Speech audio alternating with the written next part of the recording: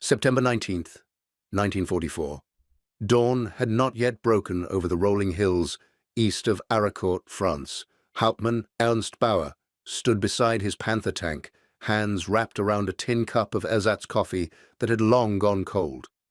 Around him, in the pre-dawn darkness, the shapes of 38 Panzer tanks sat silent, hulking shadows against the grey sky. His 1st Battalion, 11th Panzer Regiment, had been assembled here for 48 hours, waiting for the order that would send them west toward the American lines. On paper, it should have been a straightforward operation. Drive hard into the flank of General Patton's Third Army, cut off the American spearheads, racing toward the German border, and restore the front. Simple, clean, professional. But nothing had been simple or clean since Normandy.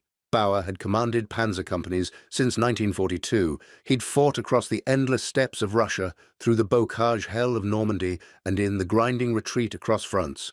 He knew what his Panthers could do. The Panzer V Panther was the finest medium tank in the world. Its long 75mm gun could kill any Allied tank at ranges exceeding 2,000 meters. Its sloped frontal armor could shrug off most enemy fire. His crews were veterans, men who'd survived 3 years of combat. If you enjoyed this deep dive into the story, hit the subscribe button and let us know in the comments from where in the world you are watching from today.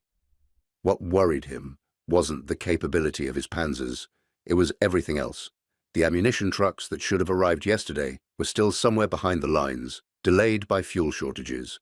The promised Luftwaffe air cover existed only on paper. His Panthers were down to 70% fuel capacity because the supply convoys kept getting strafed by American fighter bombers, and his radio operator had just informed him that the artillery support battalion that was supposed to accompany the attack had been diverted to another sector. But the order stood. At 0600 hours, 1st Battalion would attack westward toward the village of Aricourt, where American reconnaissance reported elements of the U.S. 4th Armored Division.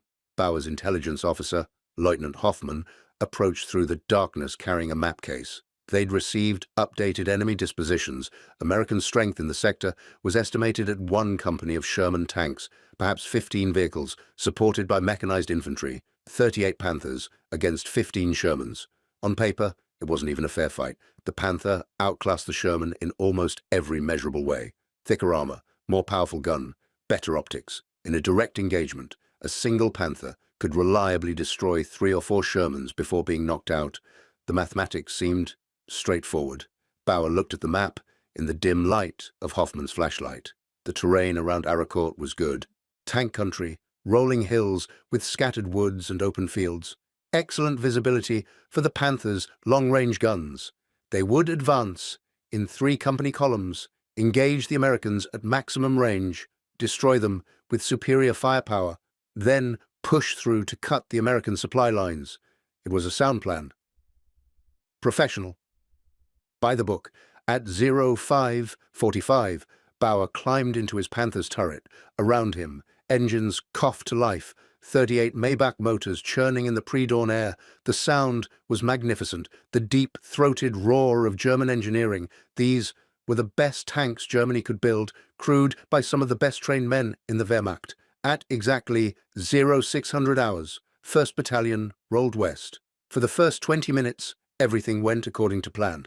The Panthers moved in good formation across the rolling terrain, maintaining proper spacing and mutual support.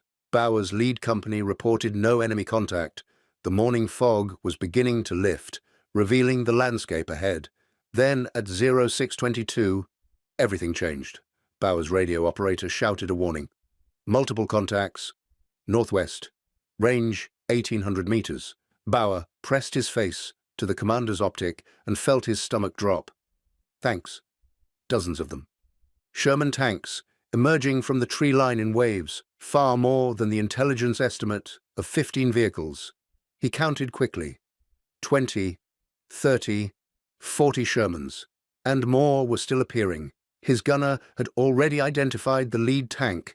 Range 1,700 meters. Target acquired. Fire. The Panther's 75mm gun roared. Bauer watched through his optic as the armor-piercing round struck the lead Sherman squarely in the frontal glacis. The American tank erupted in flames, its turret lifting off as ammunition cooked off inside. A perfect kill at 1,700 meters, exactly what the Panther was designed to do. But before Bauer could give his next fire command, the world around him exploded with impacts. The Sherman tanks weren't falling back. They were charging forward, dozens of them, firing on the move, closing the distance with terrifying speed. His company was already engaged, each Panther selecting targets and firing. More Shermans exploded. 3, 4, 5 American tanks burning in the fields, but for every Sherman destroyed, 2 more kept coming. And they weren't fighting like the Americans he'd faced before. These tank crews were aggressive, professional, coordinated. His radio net erupted with contact reports. The second company was engaged. Third company reporting multiple contacts from the south. The Americans weren't just defending, they were counterattacking with overwhelming numbers. At 0635, just 13 minutes after first contact, Bauer received a report that made his blood run cold. His second company commander, Hauptmann Richter, was reporting at least 60 Sherman tanks advancing on his position from 2 directions. 60. Bauer pulled out his map. If Richter had 60 Shermans on the south flank and Bauer was facing 40 on the northwest, that meant the Americans had at least 100 tanks in this sector. Not one company, not even one battalion. This was an entire American combat command. His intelligence estimate had been wrong by a factor of 7. The Americans hadn't been caught by surprise. They'd been waiting, and they'd brought everything they had. At 0641, disaster struck. Bauer's lead company commander reported that American fighter bombers were overhead. Republic P-47 Thunderbolts, at least a squadron, circling above the battlefield like vultures. Within seconds, the first Jabo began its attack run. Screaming down with rockets blazing, a Panther from First Company took a direct hit and exploded, its ammunition going up in a massive secondary explosion that sent debris flying 100 meters in every direction. This was supposed to be a tank battle. Instead, Bauer was fighting tanks and aircraft simultaneously, outnumbered and with no friendly air cover. His radio operator grabbed his arm. Message from Battalion headquarters. More American tanks were being reported to the east. The Americans were trying to encircle them. Bauer made a rapid calculation. He'd entered this battle with 38 operational Panthers. In less than 25 minutes of combat, he'd already lost 7 Panthers destroyed, gone, their crews dead or wounded. Against that, his battalion had destroyed perhaps 15 Sherman tanks. On paper, that was a favorable exchange rate. But the Americans kept coming, and his ammunition was finite.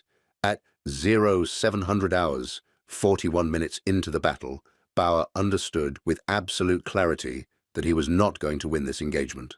The question was no longer how to achieve victory. The question was how to avoid complete destruction.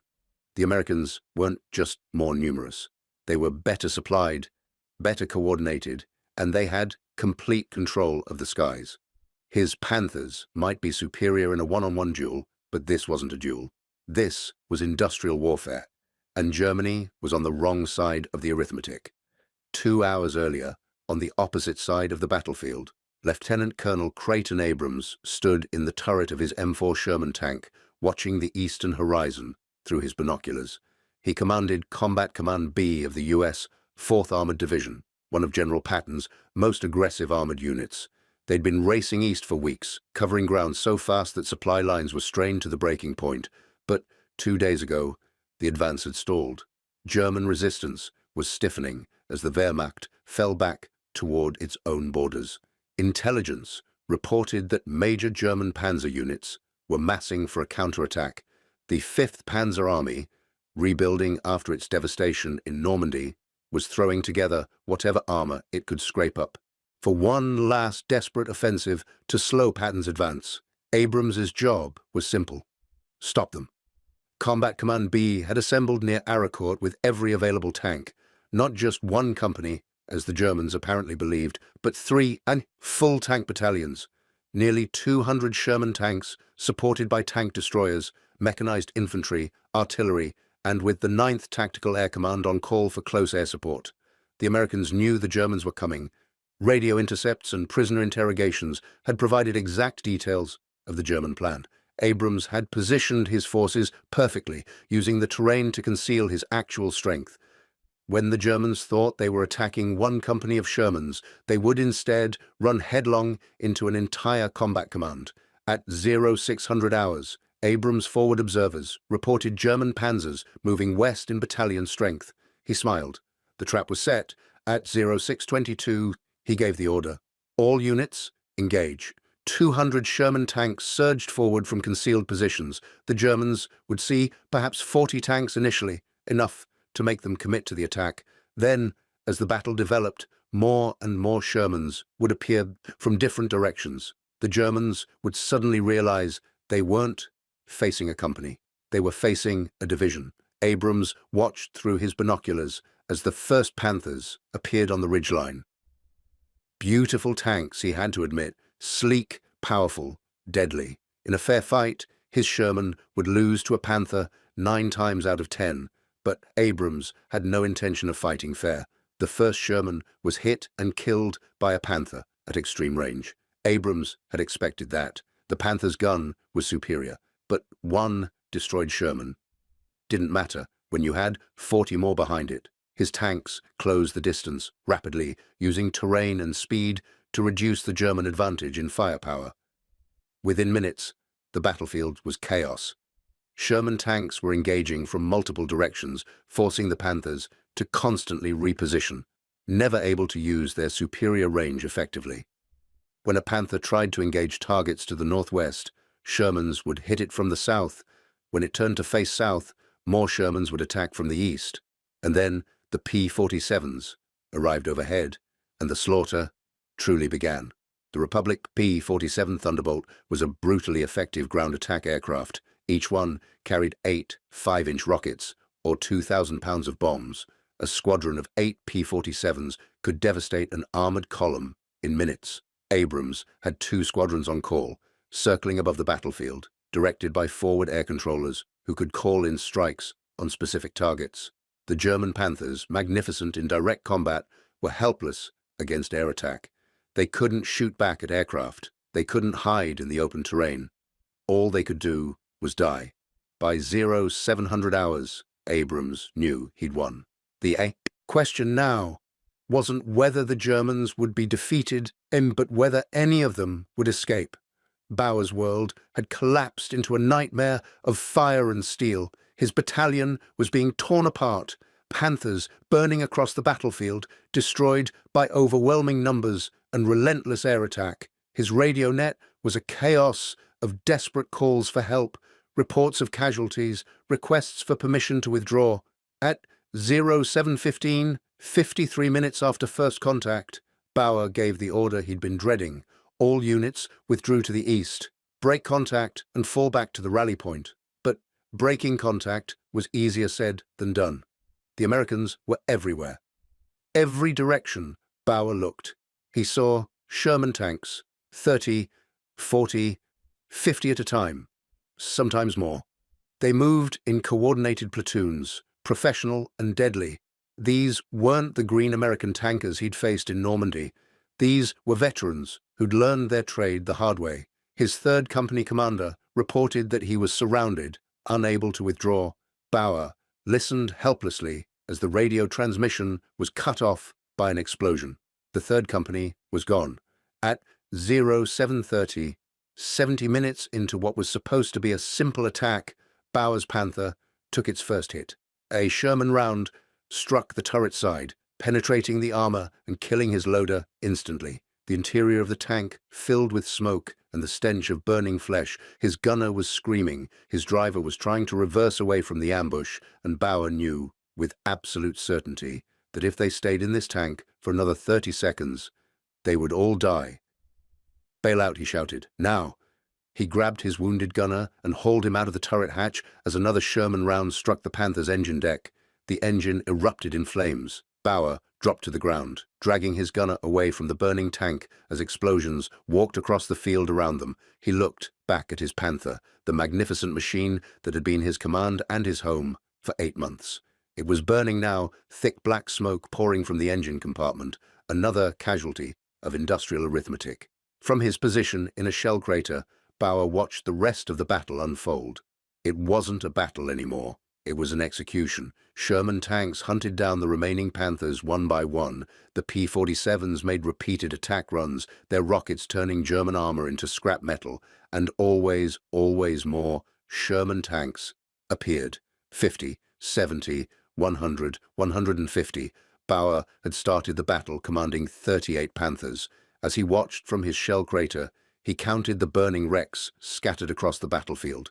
22, 23, 24. At 07:45, 90 minutes after first contact, the shooting finally stopped. The battlefield fell silent except for the crackle of burning tanks and the moans of wounded men.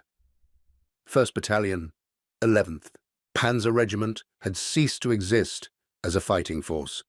3 hours after the battle ended, Bauer sat in a muddy ditch 2 kilometers east of the battlefield, taking stock of what remained. His gunner was dead, killed by shrapnel during their escape. His driver and radio operator had survived. Around him, scattered across the countryside, the survivors of the 1st Battalion were gathering in small groups. A young lieutenant approached, his face blackened by smoke, his uniform torn. He commanded 2nd Company's 3rd Platoon. He reported with mechanical precision, as though delivering a routine status update rather than describing a catastrophe. 2nd Company had lost 9 Panthers out of 12. 1st Company, 11 out of 13. The 3rd Company had been completely destroyed. Bauer did the arithmetic in his head. 38 Panthers at the start of the battle. By the most optimistic count, perhaps 12, had made it back to German lines. Some of those were damaged and would require days or weeks of repair. The effective combat strength of the 1st Battalion was maybe 8 operational tanks. In 90 minutes, his battalion had lost 75% of its armor. The lieutenant asked what they should do now. Bauer had no answer. He'd been trained to fight battles, to maneuver and engage and destroy the enemy. But how do you fight when you're outnumbered? 10 to 1. How do you maneuver when enemy aircraft own the skies? How do you destroy an enemy that can replace its losses faster than you can inflict them? By late afternoon, Bauer had made his way back to regimental headquarters, a farmhouse 10 kilometers behind the lines. The regimental commander, Oberst Wilhelm Barker, was already receiving reports from the other battalions that had attacked that morning. The news was uniformly catastrophic. The 2nd Battalion had attacked near Moyenvik and encountered a similar trap. 60 Panthers had engaged what they thought was a company of American armor. Instead, they'd run into 2 battalions of Sherman tanks supported by tank destroyers. The 2nd Battalion had lost 43 Panthers. 3rd Battalion, attacking further south, had been caught in the open by American fighter bombers before it even made contact with enemy armor. 28 Panthers were destroyed by air attack alone. Bake listened to the reports in silence. Then he picked up a piece of paper and began calculating. The 11th Panzer Regiment had started the day with 126 operational Panthers. By sunset, 79 were destroyed or disabled. The regiment's effective combat strength had been reduced by 63% in a single day. The Americans, according to prisoner reports and aerial reconnaissance, had lost approximately 53 Sherman tanks, a respectable number, proof that German crews had fought well and that the Panthers' technical superiority was real. But 53 destroyed Shermans meant nothing to the Americans. Within a week, those losses would be replaced. The American logistics system could deliver new tanks to the front faster than Germany could destroy them. The United States was producing more than 2,000 Sherman tanks every month. Germany's total tank production, including all models from light to heavy, was barely 600 per month.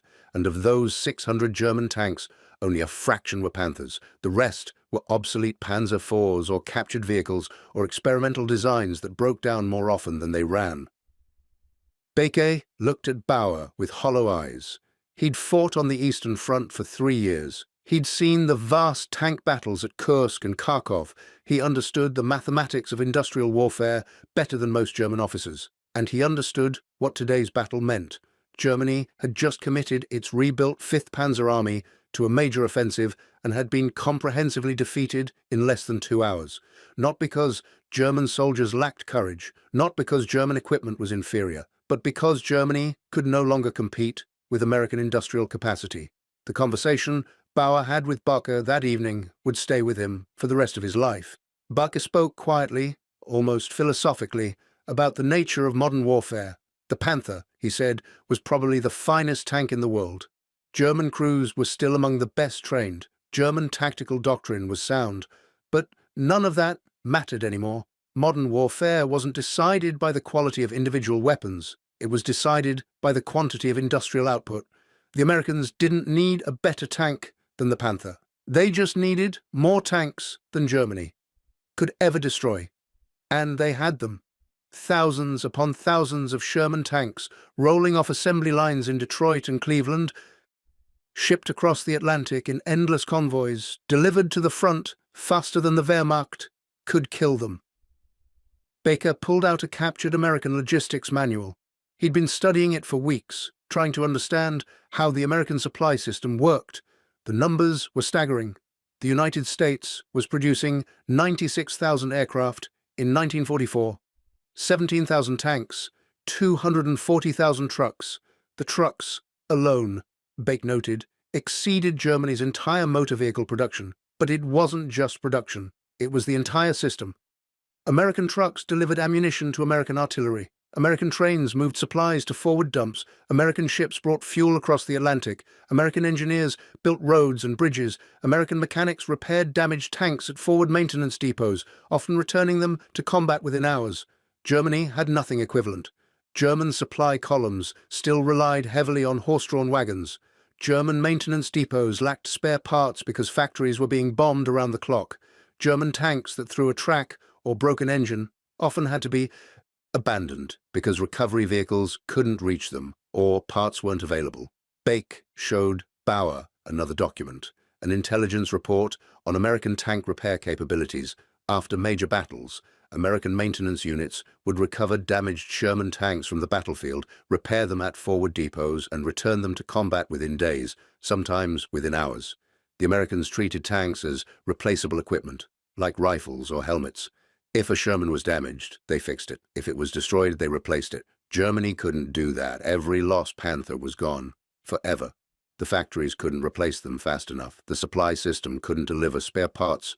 The trained crews couldn't be replaced because training took months, and Germany no longer had months. This was the reality that Bauer had learned today in the fields around Aracourt. The Panther was superior to the Sherman in almost every measurable way. But in the arithmetic of industrial warfare, superiority didn't matter. Numbers mattered, production mattered, logistics mattered, and America had all three. The fighting around Aracourt continued for another 10 days. The Germans, desperate to slow Patton's advance, threw more and more armor into the battle. Fresh Panzer battalions arrived from Germany, some equipped with new Panthers straight from the factory, others fielding rebuilt Panzer vehicles or captured French vehicles. It made no difference. Every German attack ran into the same wall of American armor and air power. Every battle followed the same pattern. German panzers would advance, expecting to face limited opposition. Instead, they would encounter overwhelming numbers of Sherman tanks supported by fighter bombers, artillery, and perfect intelligence. By September 30th, when the battle finally wound down, German losses were catastrophic. The 5th Panzer Army had committed approximately 262 panzers to the Aracourt battles. Of those, 201 were destroyed or abandoned. German tank strength in the sector had been reduced by 77%. American losses were significant, but not crippling. Approximately 114 Sherman tanks were destroyed or damaged. But of those 114, nearly half were recovered, repaired, and returned to service within a week. American tank strength in the sector actually increased during the battle as replacements arrived faster than losses accumulated. Bauer, now commanding the remnants of 1st Battalion, watched this process unfold with a kind of sick fascination. Every day, his unit grew weaker. Tanks lost in combat couldn't be replaced. Crews killed couldn't be replaced. Ammunition expenditure exceeded resupply. Fuel allocations grew smaller.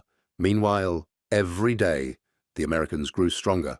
New Sherman tanks appeared at the front, fresh crews arrived from training depots, supply convoys delivered unlimited ammunition and fuel, damaged tanks were repaired overnight. It was like fighting the ocean. You could kill individual waves, but the ocean was infinite. If you find this story engaging, please take a moment to subscribe and enable notifications. It helps us continue producing in-depth content like this. On October 2nd, Bauer received orders to withdraw his battalion to Germany for rebuilding. Rebuilding. The word was almost laughable. He had 8 operational Panthers and 43 men. A normal Panzer battalion had 72 tanks and 500 men. Rebuilding his unit to full strength would require 64 new Panthers and 457 replacements. Germany didn't have 64 spare Panthers. Germany didn't have 457 trained Panzer crewmen. Germany didn't have the fuel to train them, even if the men existed. The factories were being bombed. The training grounds were being strafed. The fuel refineries were destroyed. Rebuilding was a fiction, a comforting lie told to maintain morale. His battalion would receive a handful of replacements, maybe a dozen tanks if they were lucky, and then they'd be thrown into the next desperate battle, and the process would repeat until nothing remained, as Bauer's column of surviving Panthers crawled east toward Germany. They passed other units, moving west, fresh divisions, newly formed, filled with teenage conscripts and men pulled from non-combat roles. They looked eager, confident. They believed the propaganda about German technical superiority and secret weapons and the inevitable victory. Bauer wondered how long it would take them to learn the truth. A week, a day. The first time they encountered 200 Sherman tanks supported by P-47s, they would understand. The Panther was superior to the Sherman. But superiority meant nothing when you were outnumbered 20-1. The story of Aracourt was replicated across the Western Front throughout the fall and winter of 1944. At every point where German armor tried to counterattack, the pattern was the same. German panzers, technically superior, would advance with confidence. American armor, numerically overwhelming, would destroy them through sheer mass. The Battle of the Bulge in December 1944 was Germany's last great offensive, and it followed the same arc. German panzer divisions achieved initial surprise and made impressive gains. American forces reeled back in confusion. For a few days, it looked like the Germans might achieve a significant victory. Then, the weather cleared. American fighter bombers filled the skies. American armor counterattacked. The German spearheads, already running low on fuel, were systematically destroyed. By January 1945, the battle was over. Germany had lost 800 tanks. The Americans had lost 733. But within 3 weeks, American tank strength was back to pre-battle levels. German tank strength never recovered. Bauer survived the war, though his battalion did not. By March 1945, 1st Battalion, 11th Panzer Regiment existed only on paper. The tanks were gone. The men were gone. The regimental commander, Oberst Bacher, had been killed in a fighter-bomber attack. The regiment itself was disbanded, and its surviving personnel absorbed into other units. In April 1945, as Allied armies crossed the Rhine and drove into the heart of Germany, Bauer found himself commanding a provisional unit composed of teenagers and old men, equipped with a handful of obsolete Panzer IV tanks that broke down more often than they ran.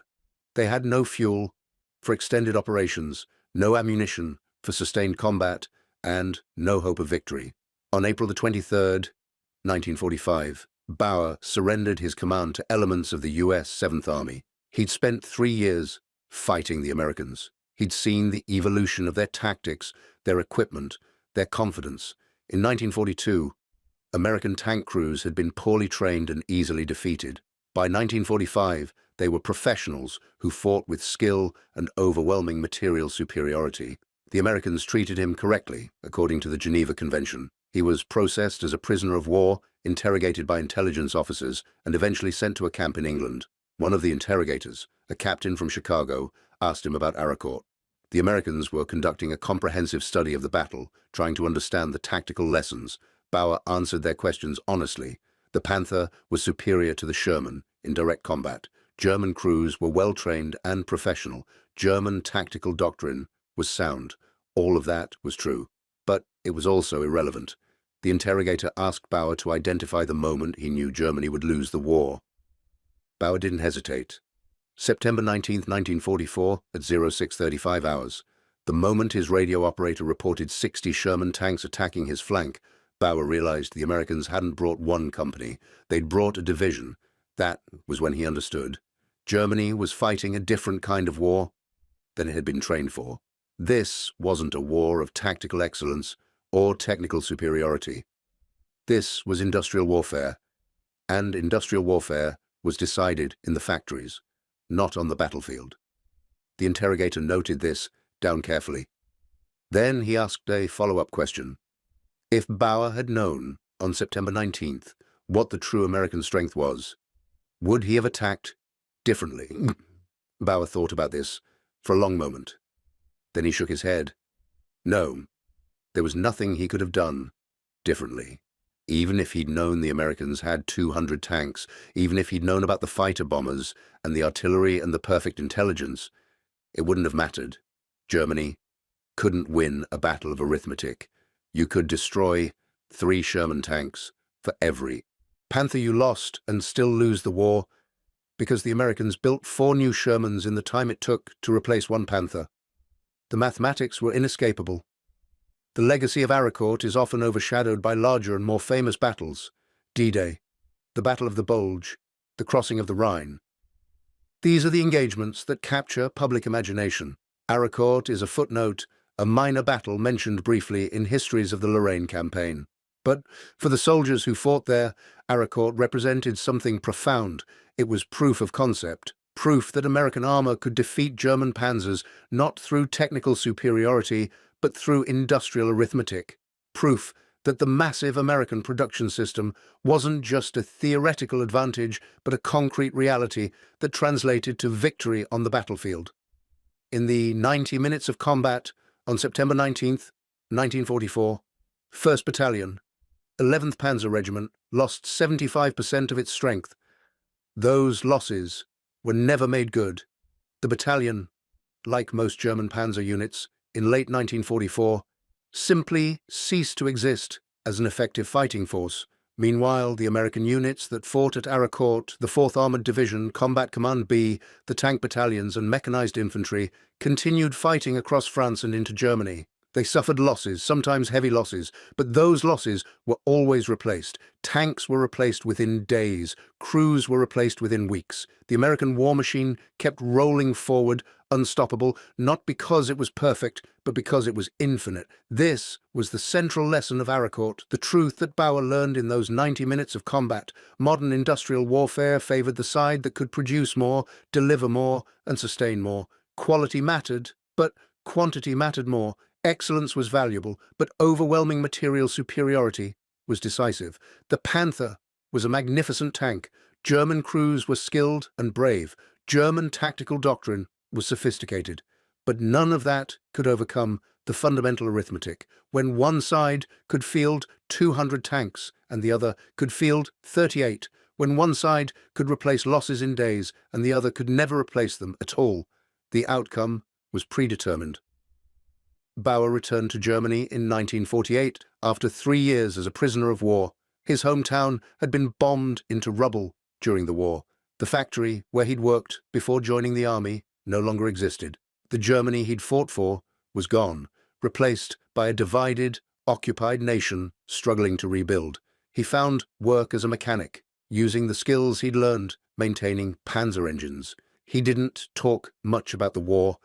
Most veterans didn't. There was nothing to say. They'd fought for a cause that was both evil and doomed. They'd witnessed horrors. They'd committed horrors. The less said about it, the better. But sometimes, late at night, he would think about Aricourt, about those 90 minutes when his world collapsed, about the moment he understood that courage and skill and technical superiority meant nothing against industrial arithmetic. Watching Sherman after Sherman after Sherman, appearing through the smoke, an endless tide of steel that couldn't be stopped because behind each destroyed tank were 10 more waiting to take its place. In 1953, a young American historian writing a comprehensive study of the Lorraine campaign traveled to Germany to interview veterans. He found Bauer working in a garage outside Frankfurt. The historian asked permission to discuss Aracourt. Bauer agreed. They talked for 3 hours. The historian took careful notes, asked precise questions, cross-referenced Bauer's account with American after-action reports. At the end of the interview, the historian asked one final question. Looking back, what did Aracourt mean?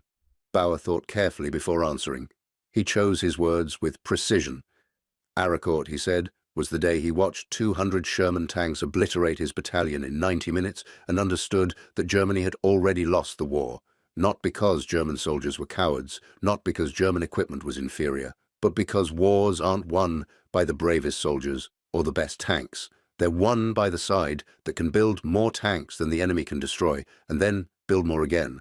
The Panther was superior to the Sherman in every technical specification, but America could build 4 Shermans for every Panther Germany produced, and America could ship those Shermans across an ocean, deliver them to the front, supply them with unlimited fuel and ammunition, support them with aircraft and artillery, and replace them when they were destroyed. Germany couldn't do any of that.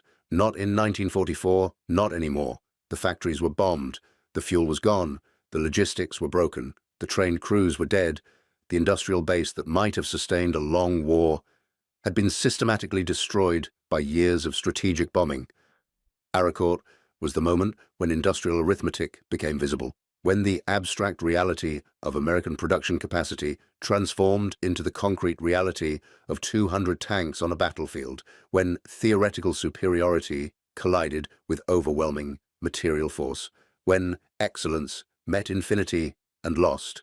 For Bauer, for the survivors of 1st Battalion, for the thousands of German Panzer crewmen who fought and died in France during the fall of 1944, Aracourt represented the end of illusions, the moment when propaganda gave way to reality, when belief in technical superiority was confronted with the crushing weight of American industrial power.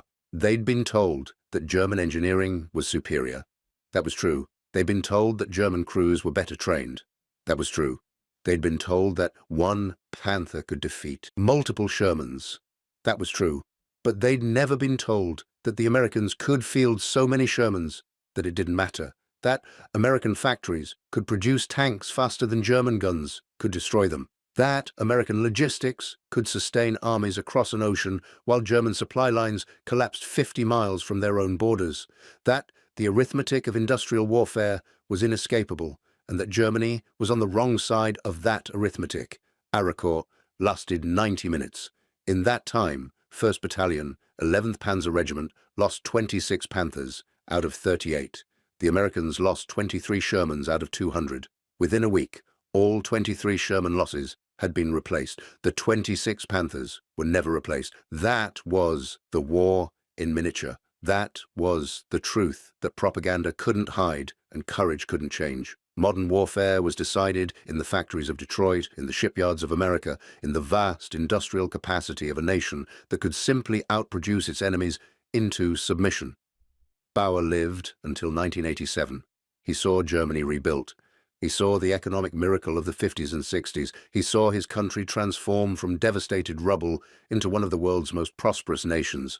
But he never forgot Aracourt, never forgot the moment he counted Sherman tanks and realized they would never stop coming, never forgot learning that bravery meant nothing against arithmetic. In his final years, when asked about his war experiences, he would often return to that same point. The Panther was the finest medium tank of the Second World War. German crews were skilled and brave, but none of that mattered when you were outnumbered, 6-1. When the enemy had complete air superiority, when every tank you destroyed was replaced within days and every tank you lost was gone forever. Wars, he would say, are not won by heroes or superior weapons. They are won by factories. They are won by logistics. They are won by the cold, hard mathematics of industrial production. And in 1944, America's factories were an unstoppable force that no amount of German courage or technical excellence could overcome. Aracourt proved that. 90 minutes of combat that demonstrated what the rest of the war would confirm. Germany could win battles, Germany could achieve tactical superiority, Germany could produce excellent weapons and train skilled soldiers, but Germany couldn't outproduce America. And in industrial warfare, production was destiny. Thank you for watching. For more detailed historical breakdowns, check out the other videos on your screen now, and don't forget to subscribe.